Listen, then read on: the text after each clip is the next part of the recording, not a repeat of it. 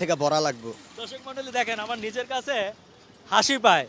চাঁদাবাজি সেটা আবার বাকিতে করে, মানে যেসব সিএনজি তাকে টাকা দেয় নাই তাদের নাম্বার লিখে রেখেছে, এটা পরবর্তীতে দেবে। মানে চাঁদাবাজিও ইনস্টলমেন্ট আছে, বাকি আছে।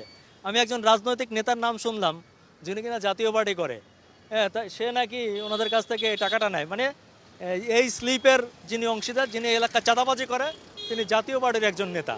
মানে এটা তো আমার কাছে দুঃখজনক লাগলো, এটা কিভাবে সম্ভব জানি না।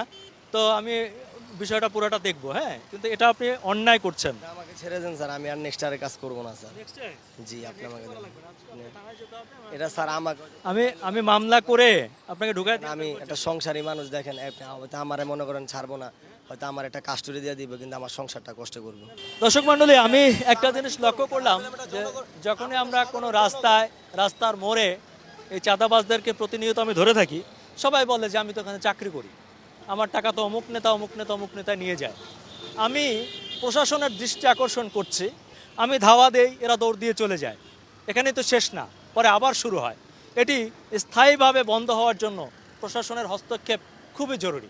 আশা করছি কর্তৃপক্ষ যারা আছেন বিষয়টি ভেবে দেখবেন। একদম জুরানের